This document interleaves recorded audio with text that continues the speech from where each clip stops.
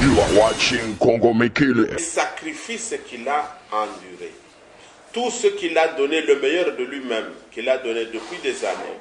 Vous savez, les prisons, les relégations, ainsi que même l'isolement et tous les tracas, les conflits, tout cela a dû certainement lui porter un préjudice dans sa chair. Et ce qui fait que depuis maintenant près de 19 mois, il est en traitement. Maintenant, il est dans une période de convalescence. Les médecins ont demandé qu'il puisse être tranquille.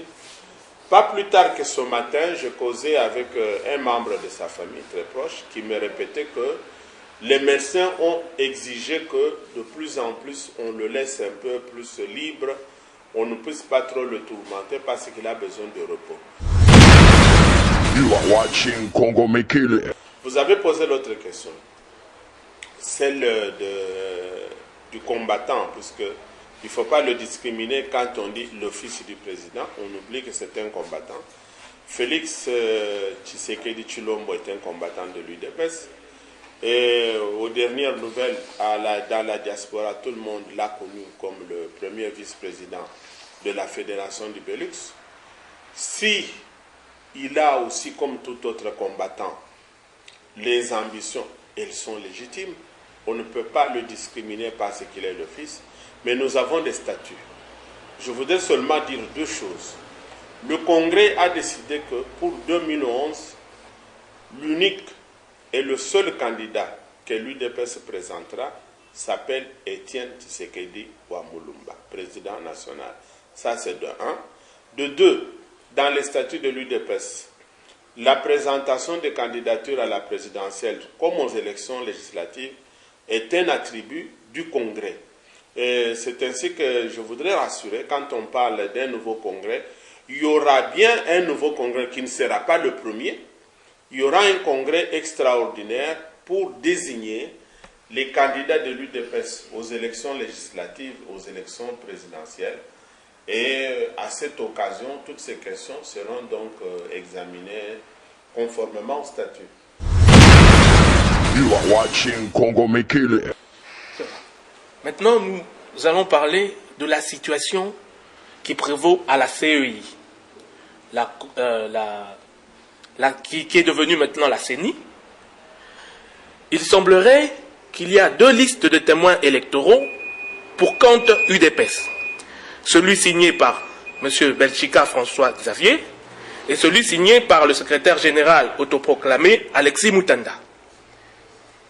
Bon, la question est de savoir, ne pensez-vous pas que ce dédoublement vous est préjudiciable à l'avance, vous, le groupe de Reguini, étant donné que l'autre camp, c'est-à-dire le groupe Moutanda, Moubake et Félix, soi-disant étant alliés du PPRD, pourrait manigancer une stratégie pour exclure, vous, la vraie UDPS, à leur profit, et ainsi vous empêcher de participer aux prochaines élections. Quel mécanisme de votre côté avez-vous préparé pour que cela n'arrive pas? Mais je pense qu'en posant la question, vous y avez même déjà répondu. Vous posez la question et je suis content, je constate que vous êtes bien informé. Vous constatez que le groupe qui travaille avec le secrétaire général, autoproclamé comme vous l'avez dit vous-même, c'est un groupe qui est proche du pouvoir. Et là, quelque part, on dirait nous sommes sur la terre des hommes.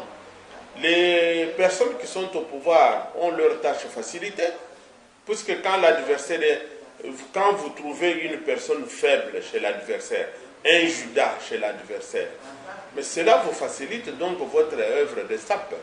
Et donc je pense que là, de ce côté-là, nous devons rentrer aux résolutions du Congrès. Le Congrès a proclamé l'amnistie. Et je saisis cette occasion, je demande aux membres de la diaspora de faciliter la tâche, d'appeler toutes les personnes, puisque le Congrès a proclamé l'amnistie totale. Le moment est à la reconstruction, à l'unification.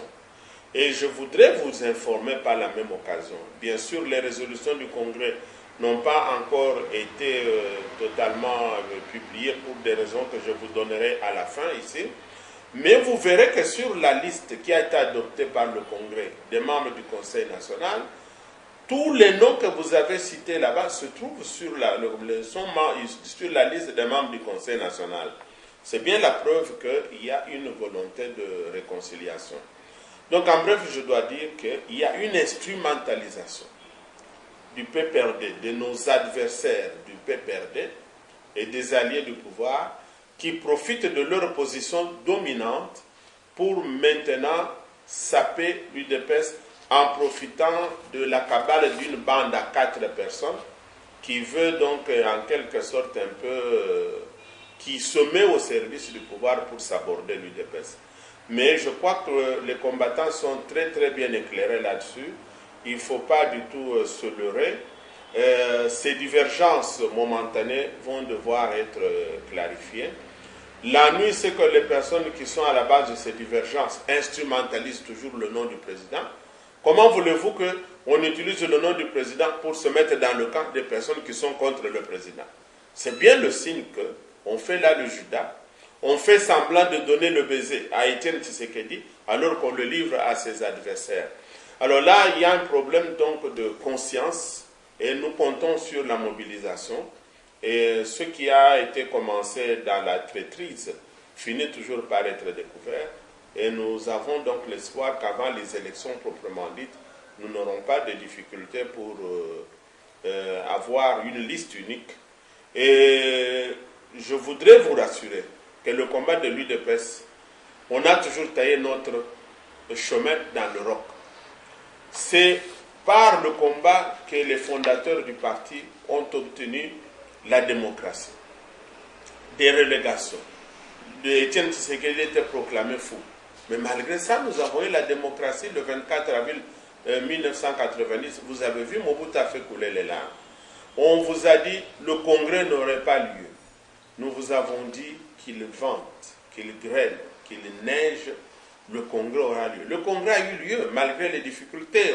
À la dernière minute, on nous a chassés de la salle que nous avions réservée depuis 6 mois. Mais le congrès a bel et bien eu lieu. Et maintenant, je vous confirme, malgré cette guerre d'arrière-garde et en instrumentalisant la CEI avec l'appui des forces dominantes du pouvoir qui veulent abuser de leur position, en utilisant les notaires de la ville pour bloquer les statuts. Malgré tout ça, l'UDPS va aller à la conquête du pouvoir et nous allons gagner et gouverner ce pays bientôt et autrement. You are watching Congo Mekele. Retenez une chose, si nous tenons bon, nous allons vaincre. Si vous lâchez, vous allez justement perdre. Alors à quoi ça sert de lâcher après avoir tenu bon pendant maintenant 27 ans?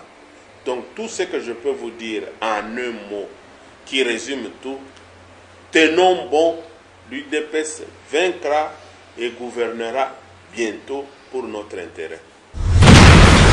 You are watching Congo Mekele.